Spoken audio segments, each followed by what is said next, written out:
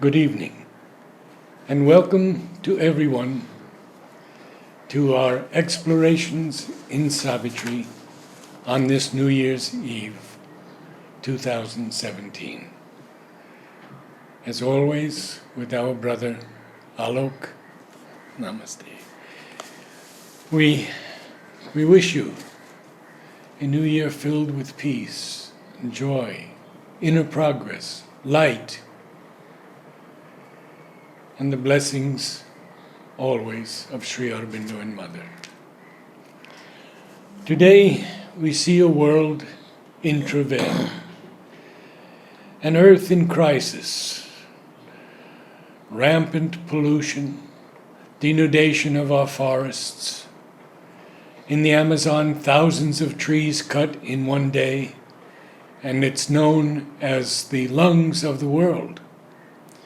We see dioxins, pesticide use out of control,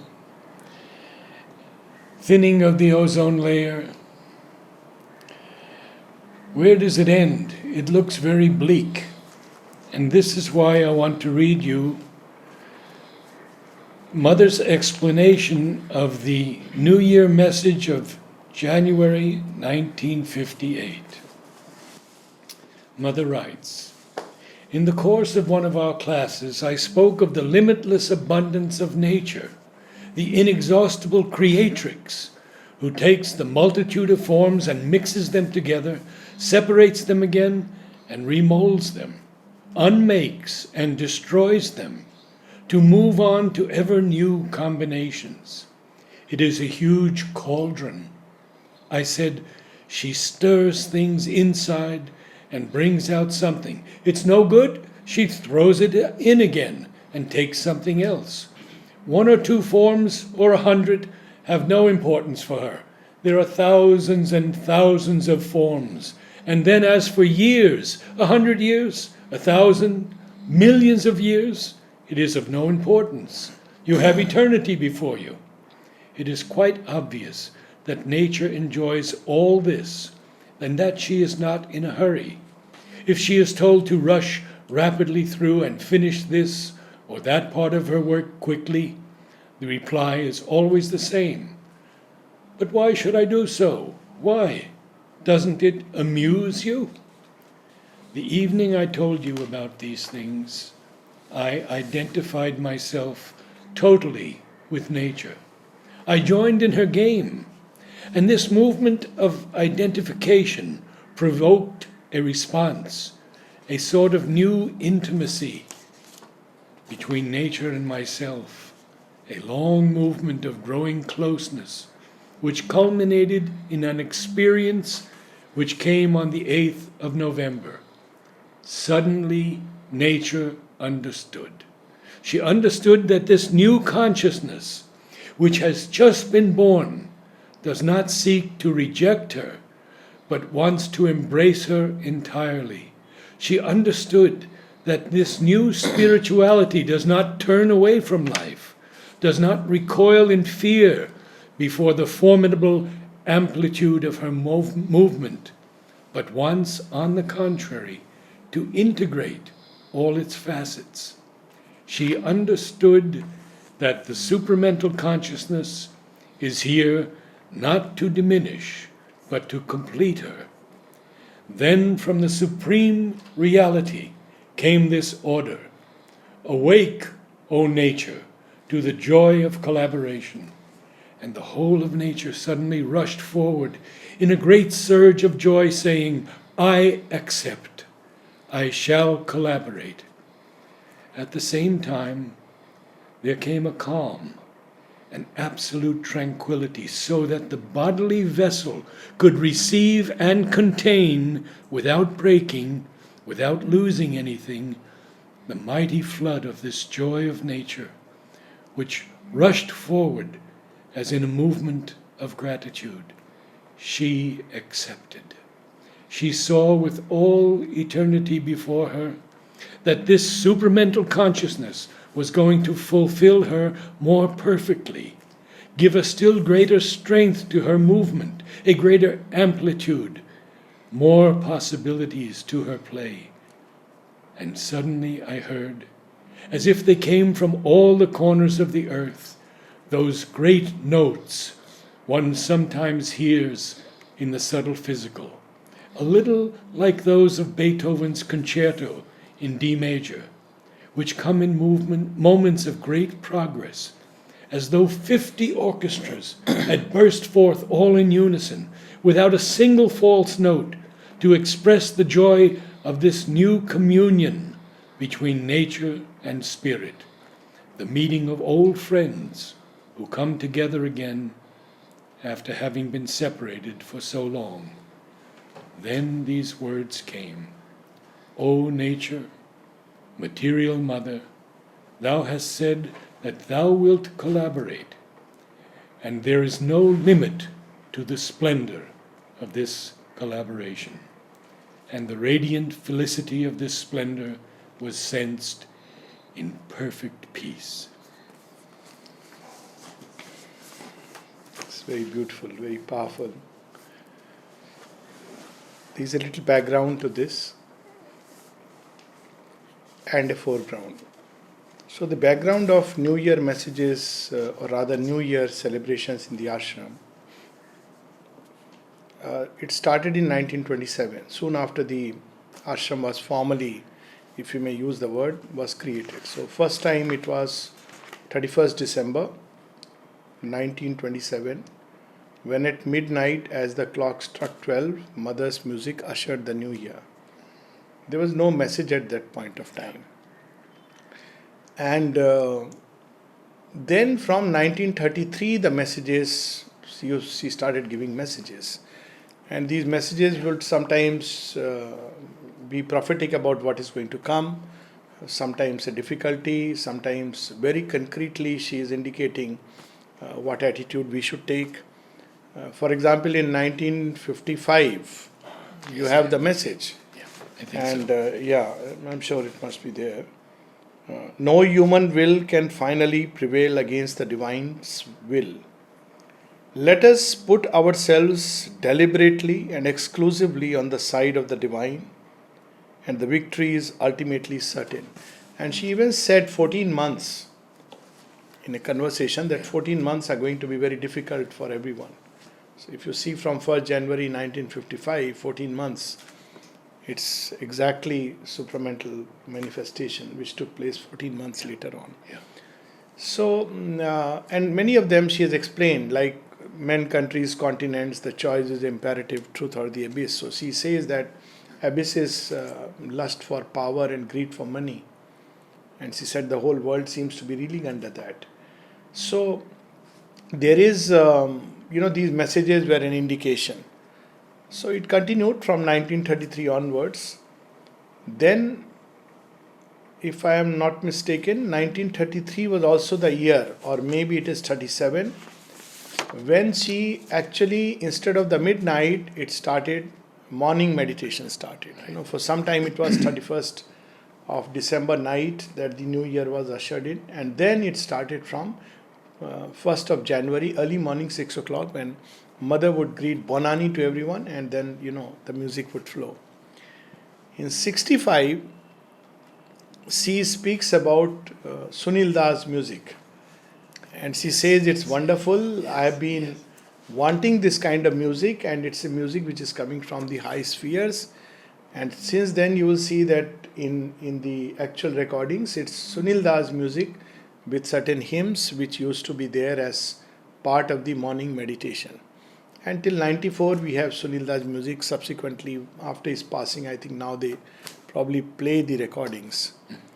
And the message continues. Message later on started getting distributed to all over, not only within the ashram, but to visitors and people outside. Message started going. I don't remember which year, probably it was 45. The purpose was that now that truth has to spread beyond.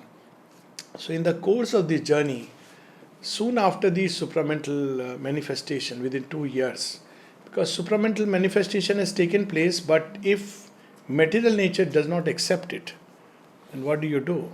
Man has to become receptive, open, but if material nature refuses, she is far more powerful. Man is just a little tiny instrument. then man's consciousness will not be able to receive it. But then in 1958, she accepted. And one of the first indications she gave of this event was to Huta. She sent a card to Huta in which there was this painting of Shiva and Parvati in that Shivling and their union. And the mother said, you know what this is? This is the union of the divine and material nature. So she said, and then she said that, you know what is the message I am going to give?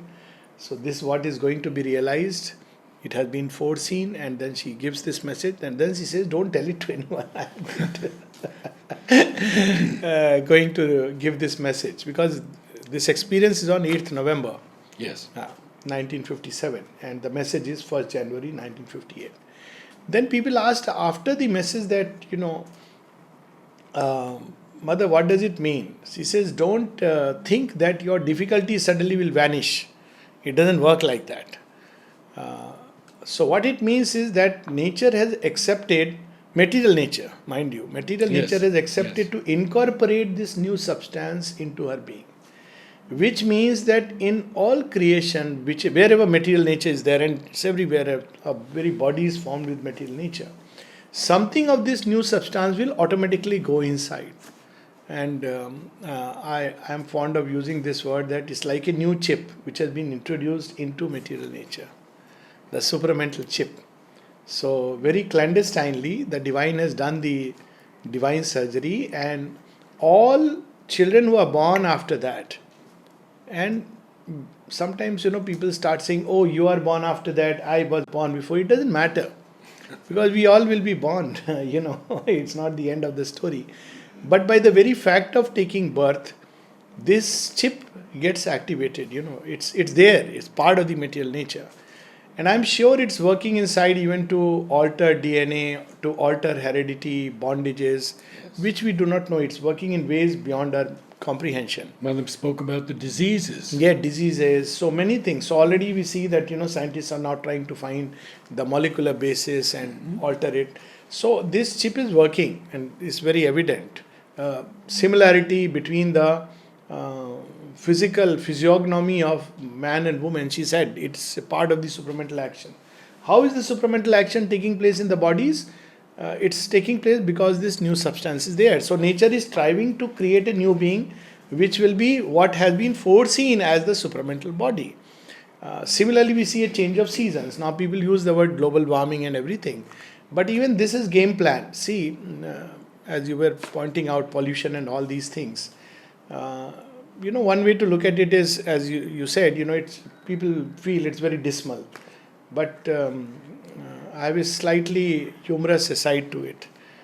Millions of years back, there was a news being reported all over the world by unseen reporters in unseen channels that Earth is in danger.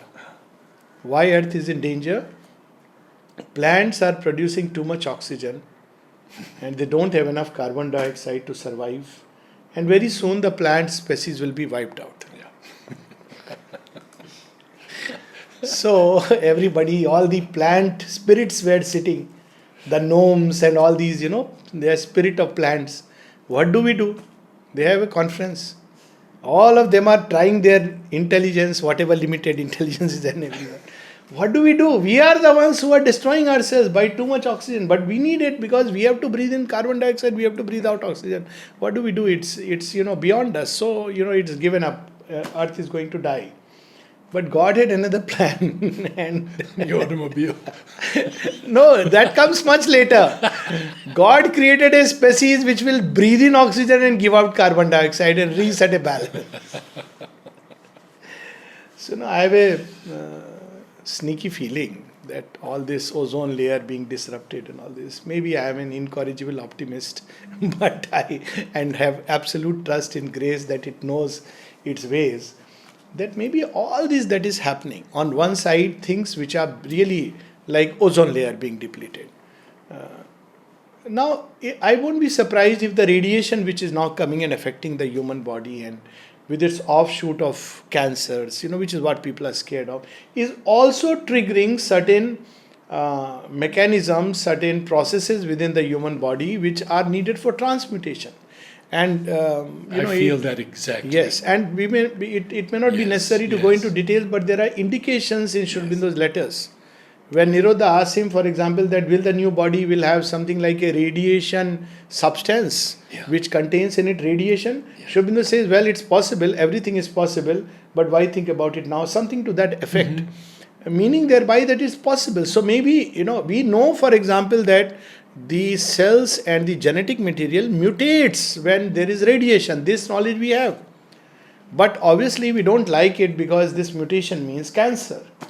But we don't know this mutation can also means evolution, which is beyond our. Exactly. The second part about automobiles, the actual pollution, which is throttling the lungs and breath of the human species. Well, today I was reading a marvelous line in Savitri, digging a tunnel through emergency. Yes. So it is also true that all facing all these challenges which are unique, mankind is suddenly beginning to become conscious. We are polluting, like that's why we speak today that about pollution, about this and that, and we want to reorient our lifestyle.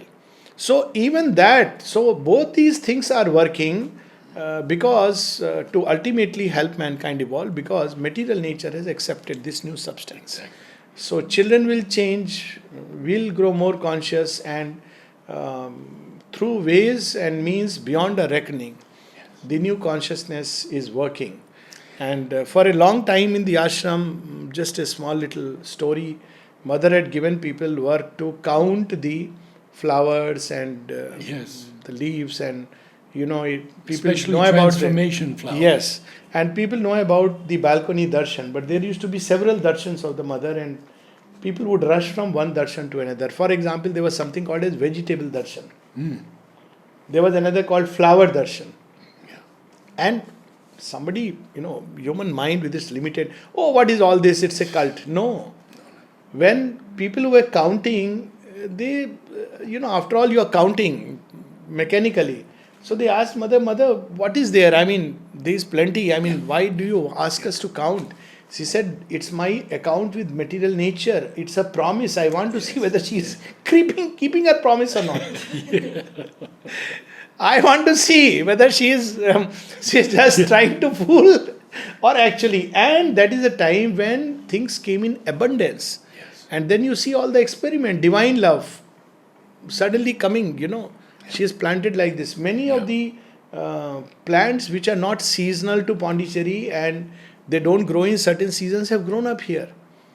Even the way Aurobindo land, which was supposed to be a barren land, has become so fertile. So all this and many other things are happening because material nature has accepted the new substance. I always remember Sri Aurobindo's reply to Dilip Kumar Roy about the earth. The earth is a conscious being, Yes, and the world is only the form it takes to manifest. that's it. In fact, he speaks of 7 luminous earths. Yes. Which we basically is the principle, earth principle. Earth principle exists in the divine as the condition for his manifestation. That's why if you go into the abstractions of philosophy, you will say matter is also born with the spirit. There is a whole philosophy like that nature and the divine both are eternal.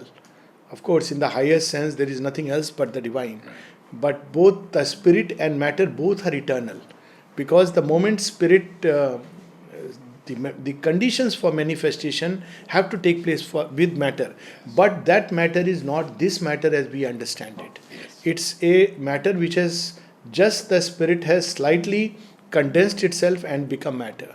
And then that's a subtlest of matter, and it becomes more and more gross and dense and becomes this.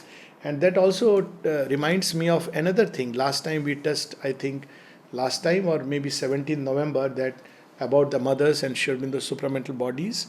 And humanity has to reach a point of evolution where our sight will be able to perceive them while they are there, and that body will become more and more dense. Very strangely, something I read today, I mean, I had read all this, but it suddenly came. And the whole memory came back where mother speaks of it, Um, she says that, the disciple has asked, is there life on other planets, other areas? Oh, She yeah. says, life is everywhere.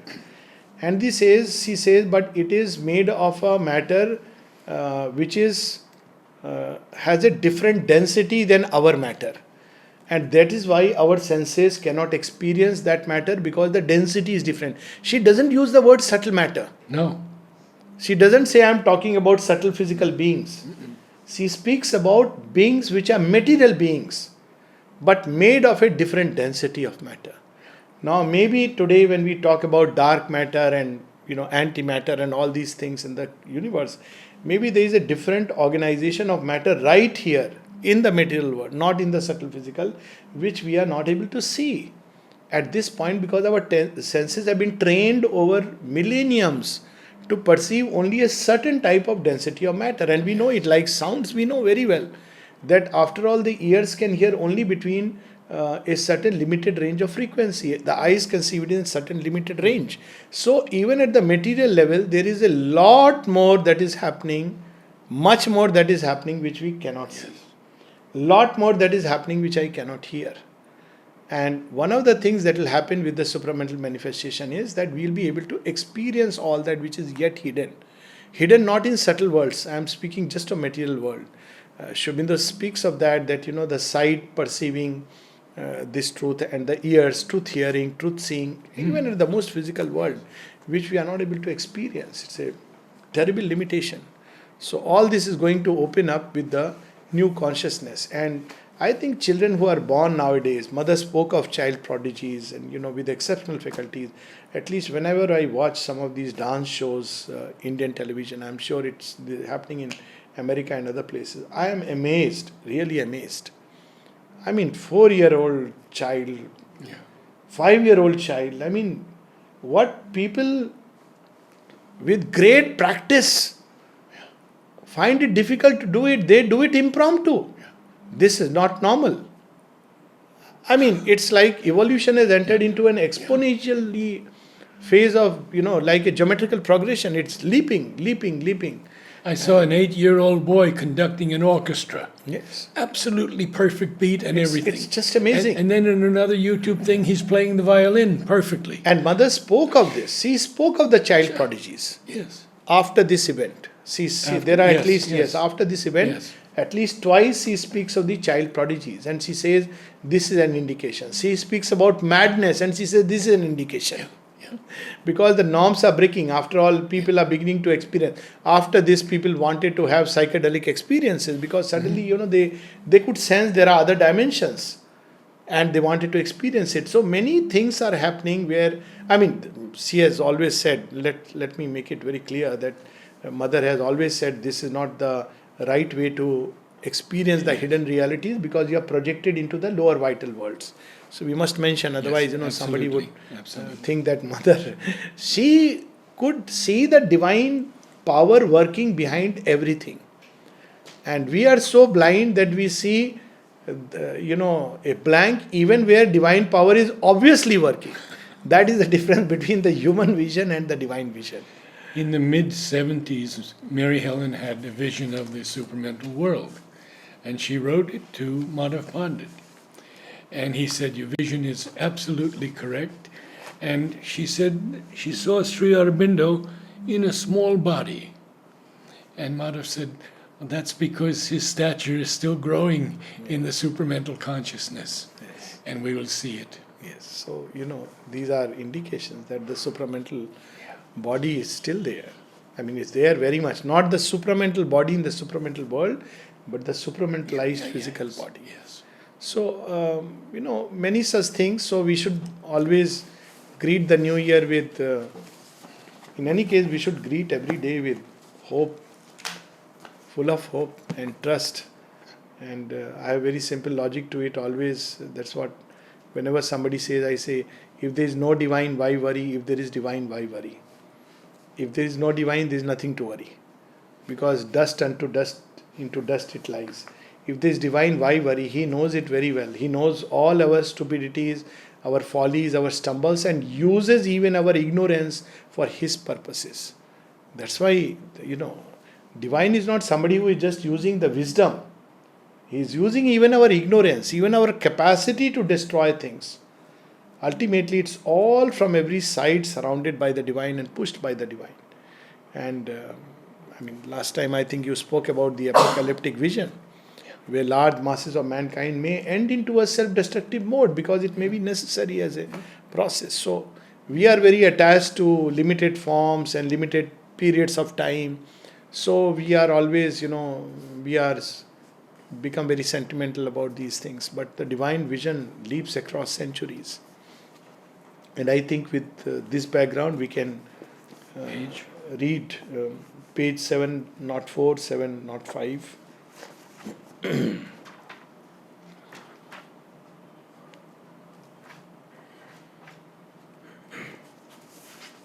Oh, yes. So it's about the new creation and marvelous lines. It's the boon which is being given to Savitri. First, what a way Aurobindo describes the supermind. Several places he has described it. It's so beautiful and it's incomparable. Yes. The moment we try to put it in a scholarly academic way, we lose its truth. So look here on page 704.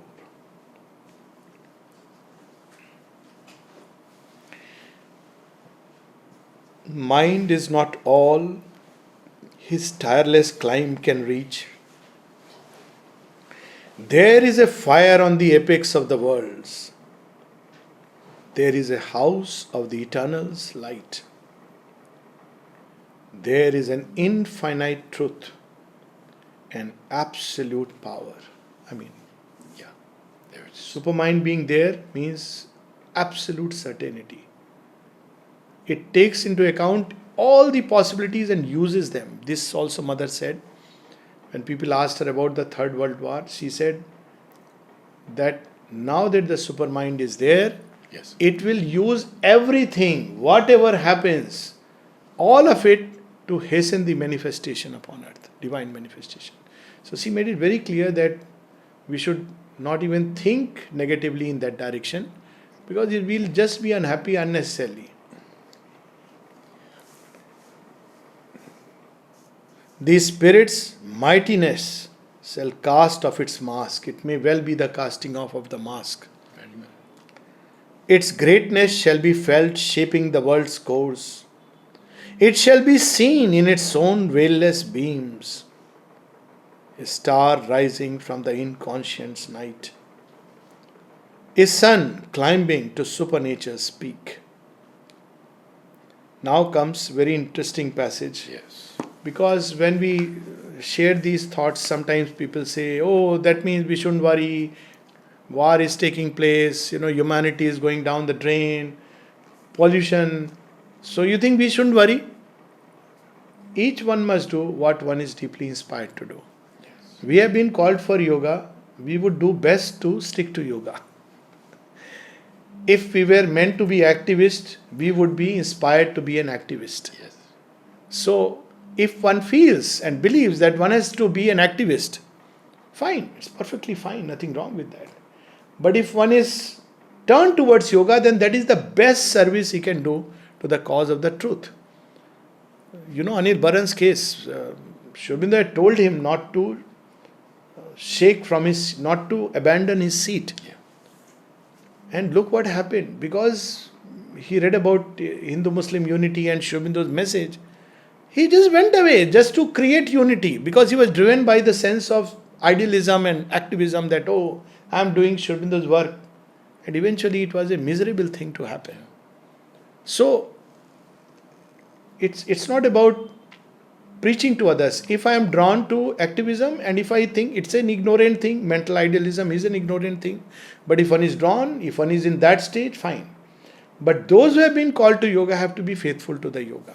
Because that is the crucial point that some have to cross over. Without that, you clean the earth, everything you have done. But the same human beings are inhabiting it. So the solution will, again, that's what has happened, all the pralayas. So you'll have the same human beings inhabit now a clean planet. So what happens? Again, the creation collapses. That is what she says. In our mind, still the possibility is there. Because human consciousness is driven by the ego. So there are few who will be called for this. Abandoning the dubious middle way. This is not the middle way of the Buddha, but the middle way that the mind tries to take. It is in that sense. Yes. Mind, Yes. supernature and no. Okay, it's fine, it's there. But my problems and concerns are immediately, this happening, that is happening. So it tries to take the middle way. It's not the middle way of the mighty Buddha, middle way in that higher sense. That sense comes several places. Abandoning the dubious middle way. A few shall glimpse the miraculous origin, and some shall feel in you the secret force. Look how Divine Mother, And Mother has said very clearly when somebody was asked, what does it mean, initiation? You have initiated someone into yoga. She says, when I say I have initiated the person, that means I have revealed myself to that person. And she says that coming to me should normally be toward the end of a long journey and not at the beginning. And it happens, I have seen, you just can't. It's with great difficulty. People like the books, they like the thought, but somehow this opening to Mother, the critical moment that which shapes your course, that comes at a certain point of time. When she decides, when she chooses, when the being is ready. Yes. And we can see this here. If you shall glimpse the miraculous origin, and some shall feel in you the secret force, even not all who are glimpsing. And they shall turn to meet a nameless tread, adventurers into a mightier day. Ascending out of the limiting breaths of mind, they shall discover the world's huge design and step into the truth, the right, the vast. Satyam, Ritam, Rahatam of the Vedas. Now, against the revelation comes. You shall reveal to them the hidden eternities. It is through her that we can arrive at that. You shall reveal. Why? Because man cannot on his own. He will lose balance. Several times we see that is the challenge. Supreme Godhead tells Savitri that man will collapse under the weight of the supramental truth. So now he is telling, okay, I grant it, but through you. So you have to hold it. And he uses the word, my trusty time will manifest. But you are the one who has to give it to man. You have to make sure he is ready. You have to prepare man. Basically, he is giving charge of the supramental manifestation to her. That it will happen. But it is through you that it has to happen. So you see this marvelous line. You shall reveal to them the hidden eternities. The breath of infinitudes not yet revealed. Some rapture of the bliss that made the world. Some rush of the force of God's omnipotence. Some beam of the omniscient mystery. But when the hour of the divine draws near, the mighty Mother shall take birth in time, and God be born into the human clay, in forms made ready by your human lives. Again, people often wonder at these lines that what does it mean? It means Mother will come again in another human body and start the journey. This event was just a preparatory event. No, it is very clear. It's about the same thing that in the supramental body, her supramental body, it comes near to earth. In human clay, which has been made ready by your lives, that God will step in. It's a very, very, beautiful line. These 4 lines. Then shall the truth supreme be given to men. Again, we have a wonderful description of the Supermind, and they remind me of the description of Brahman in Kena Upanishad. There is a being beyond the being of mind, an immeasurable cast into many forms, a miracle of the multitudinous one. There is a consciousness mind cannot touch, its speech cannot utter, nor its thought reveal. It has no home on earth, no center in man. This is the difficulty. There is no supporting point in the body or even the mind through which it can come. Maybe just a little narrow wicket gate that the divine asks. In synthesis, he says very beautifully. He says, it doesn't matter any name, any form, any symbol you use, but allow a small little narrow gate, wicket gate to the divine. And then he says something very beautiful. Because of this, the wise never give up on any person. Because they know that however far you may be, however low you may be, however ill-bred you may be, however darkness and obscurity you may be, there is hope, because all that he needs is a little opening. And this is how the beauty of that word, the wicket gate. Yes, A you wicket- remember that a in the wicket gate synthesis. is a small gate that's set into a larger gate or fence, and you've seen it in India when they don't want the cattle to cross, and they have the bars, and they have that small wicket gate that you can get in, but the animals can't. So yeah, it is Wicket very gate, symbolic. beautiful, beautiful image. It's so interesting, that he says doesn't matter. So very often people wonder, am I opening to the mother this way, that way? Doesn't matter. Just call her. Do it in any which way. Divine is not a super mathematician. I mean, he can be if we approach him that way. But all that he needs is a small little opening. And that's how I understand this, story of the Mahabharata. Toward the end, Krishna gives a choice to Duryodhana. He says, okay, you want the kingdom, you keep the kingdom. You want money, you keep the money. You want to be the head, the great emperor, you be the emperor. But just give 5 villages to Pandavas so that they can establish the reign of Dharma there. Just 5 villages. Now, Duryodhan has a wicked intelligence. So, he knows that if you give 5 villages to the divine, he will end up claiming all. It's very interesting. He says, no, if you look at it, it's a foolish thing he has done. What is there? 5 villages. But he knows somewhere deep inside he is divine. He is not going to give up with 5 villages. Look, the story of Christ. What have the earth gave him? Just a cross. And just a cross. It's a horrible thing. Human consciousness, what has he returned to the divine advent? A cross. Nails. But look what Aurobindo writes. Christ from his cross humanized Europe. That's enough. He says, fine.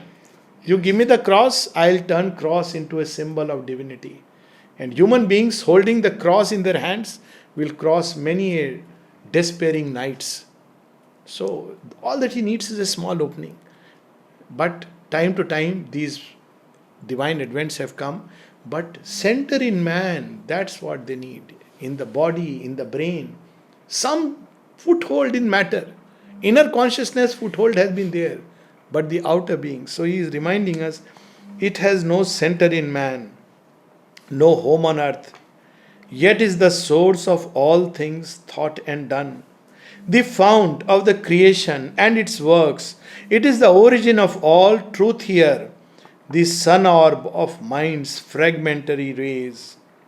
Infinity is heaven that spills the rain of God, the immense that calls to man to expand the spirit, the wide aim that justifies his narrow attempts, a channel for the little he tastes of bliss. And then he speaks of, some shall be made the glory's receptacles and vehicles of the eternal's luminous power. Again and again, Aurobindo never promised that everybody from, North Korea to the United States will suddenly wake up and be supramentalized. No. Some. And that some is a certain number that the divine mathematician knows. And who are they? Yeah. These are the high four. Yeah. These are the high forerunners, the heads of time. We'll turn to the next page.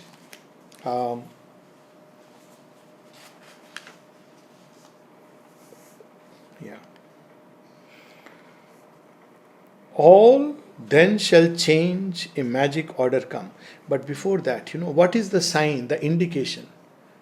Because everybody can claim I am a forerunner. It's a new batch, elite.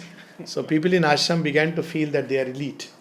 Why? Because they are forerunners, supramental, first in the race. And they had to get such a beating to understand, no, sir, be on the ground. Don't forget, without the divine, you are nothing. With the divine, you are everything. Everybody went through this beating. And Mother speaks of it. Man needs this beating. She says, he is greater than the gods potentially, but he has forgotten it and is puffed up with pride. So he needs the beating to roll into the mud to understand that, well, without the divine, I am nothing. So the sign of these forerunners is the eternal's truth had molded his thoughts and acts. They are not driven by desire and ego, whatever their claims may be. They are driven by the eternal's truth. Their thoughts and their actions are moved by the divine will. The eternal's truth shall be his light and guide. Not a book or many books or this or that information, but the eternal's truth. All then shall change, a magic order come, overtopping this mechanical universe. A mightier race shall inhabit the mortal's world. On nature's luminous tops, on the spirit's ground. You see, it's very interesting. We spoke about the Shiva and Shakti, material nature, and Mother gave that symbol. It's very interesting in Indian mythology, these three trinities, Brahma, Vishnu and Mahesh, Shiva. Only Shiva has home on earth. Brahma lives in some mysterious heaven, Brahmalok, God knows, wherever it is. Then Vishnu lives in Vaikuntha, it's not found on earth. But Shiva lives in Kailash, which is an earthly abode. Now, what is Kailash? It's a peak of nature. It's material, it symbolizes material nature in its tops. And that, up till that, there can be a touch of the divine. And there may be some truth in it, just as an aside. People may or may not know that Mount Kailash is the only peak which has never been scaled by any human being so far. Many have tried, but it has not been scaled. It's built like that. It's supposed to be the abode of the god. Aurobindo speaks of that while translating one of Kalidas' works. Now, it's a symbol that there are, in the high peaks of nature, there can be a touch of the greater power. That the spirit makes its ground. That's how it starts. Some higher part in us responds to the touch. But this time, it doesn't stay there. It comes down and down and down. The golden light came down into my feet. My earth is now thy playfield and thy seat. This Superman shall reign as king of life, make earth almost the mate and peer of heaven, and lead towards God and truth man's ignorant heart, and lift towards Godhead his mortality. Then comes this, these lines, we read today. Yeah, this is on page 709. Yes. So, he has already foreseen this. So, what happens after this light manifests in the peaks of nature? Most of us are touched in some higher mind or some deeper heart to start. The yoga starts from there. But what happens subsequently? And that's where we see this message which you read about material nature at one point accepts the light. Yes. And we have this description of this experience beautifully in Savitri, page 709. The truth above shall wake another truth. Even the dumb earth become a sentient force, conscious force. The spirit stops and nature's base shall draw. Now, they begin to get attracted to each other. Yes. Near to the secret of their separate truth, and know each other as one deity. The spirit shall look out through matter's gaze, and matter shall reveal the spirit's face. Then man and Superman shall be at one. This is the sign of Superman. There is earlier a line, the higher kind shall lean to lift up man. Yes. This is the sign that he will draw earthly life closer and closer. He'll not abandon it. He'll not run away into some, I am now a guru and sit on a pedestal. Then man and Superman shall be at one, and all the earth become a single life. And this is happening. I am so surprised and happily surprised. Yesterday itself, I met a very interesting young boy, 21, and this boy comes and tells me, all that he has read, experienced. He had an experience of the Vedanta, absolutely the sense of the one, and he doesn't know what he's experiencing. He said, it was mind blowing. I said, yes, I understand it's mind blowing.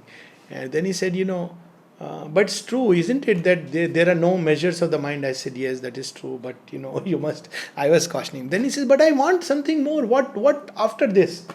I said, well, boy, that's the end that Vedanta can take you to. So he says, but I want more. I said, beyond it is Tantra. Discover the power that is hidden inside. He said, how do I discover? So I said, that is the mother. Vedanta will take you till that final witness Purusha, which is beyond the boundaries of body. He actually had an experience. I am not this body, I am not this life, I am not this mind. Not as thought, but actual experience.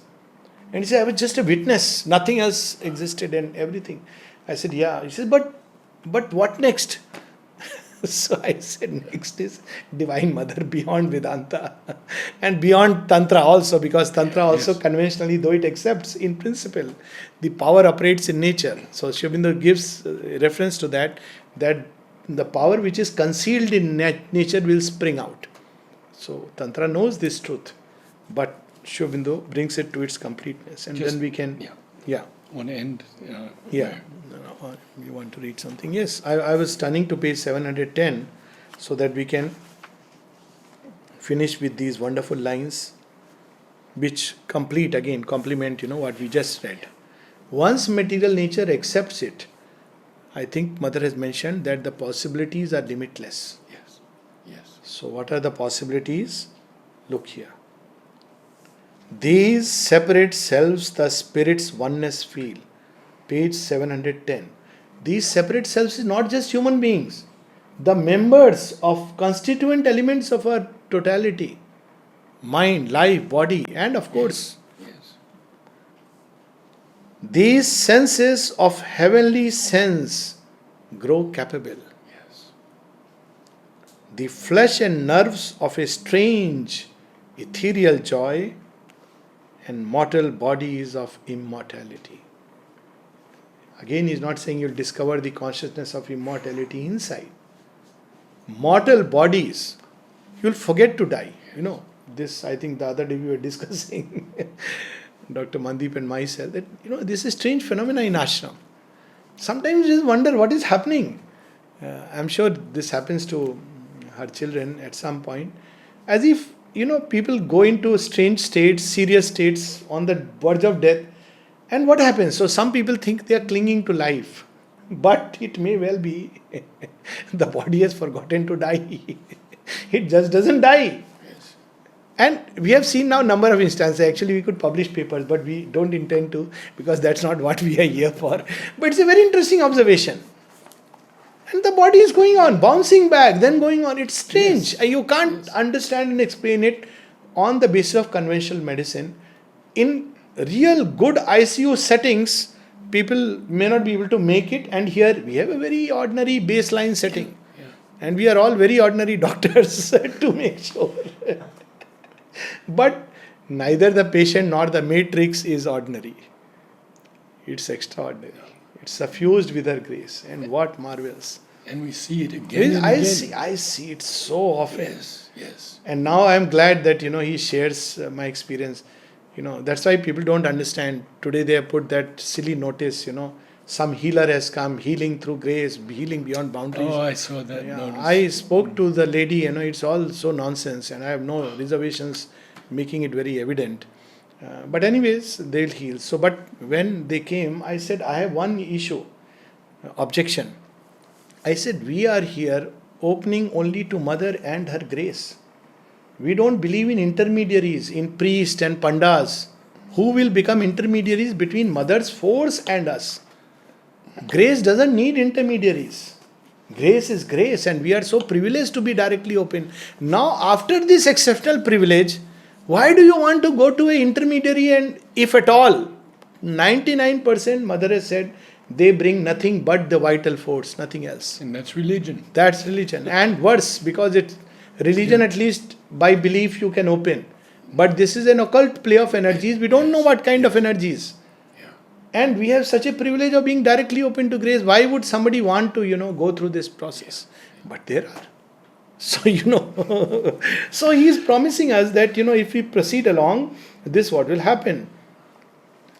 A divine force shall flow through tissue and cell and take the charge of breath and speech and act. That's why the Mother did not recommend pranayama. This also people ask. Are when the supramental force works, spontaneously the breath becomes a rhythmic flow.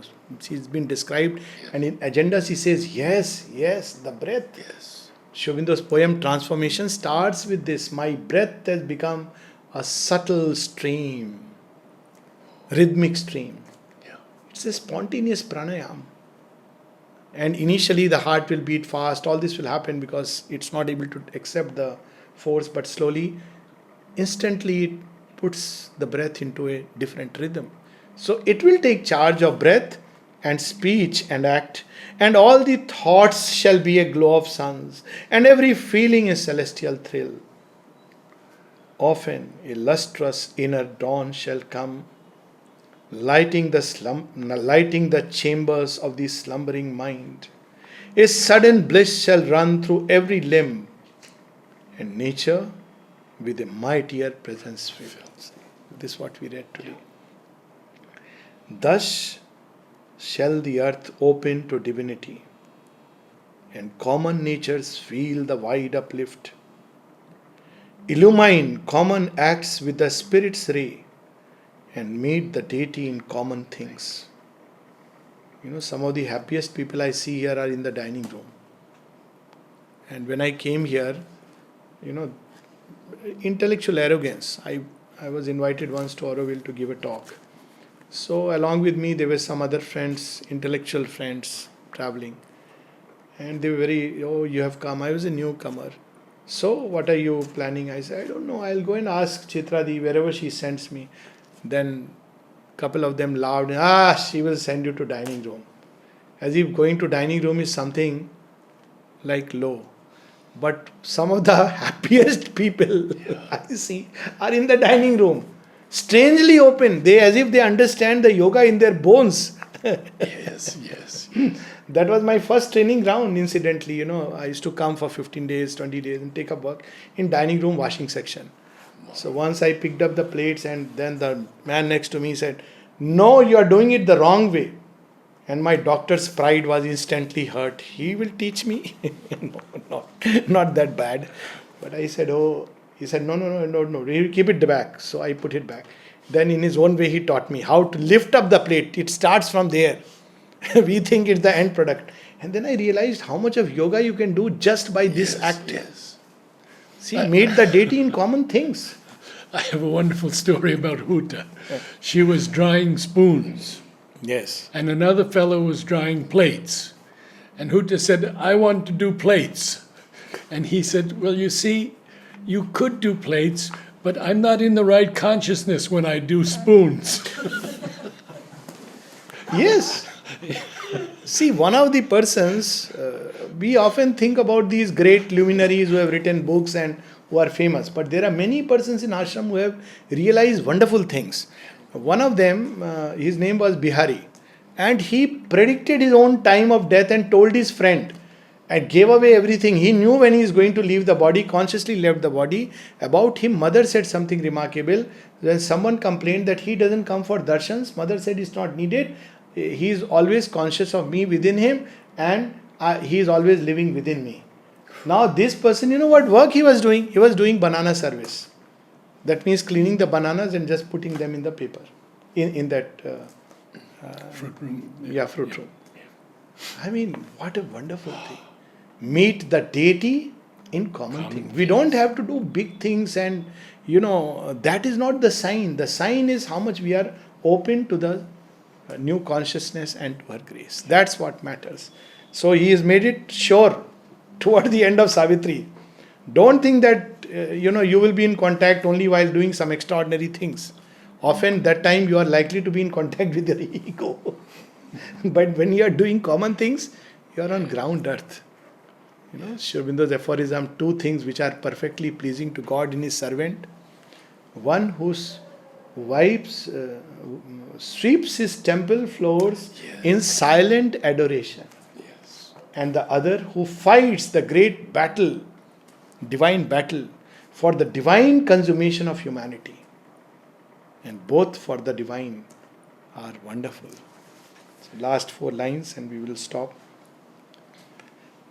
Nature shall live to manifest secret God. There it is. She realized this is within me. Yes. Mother made her realize, look, Yeah. I am bringing out what is within you, and it will make you more perfect, more beautiful, more happier. The spirit shall take up the human play, this earthly life become the life divine. And this should be our Bonani.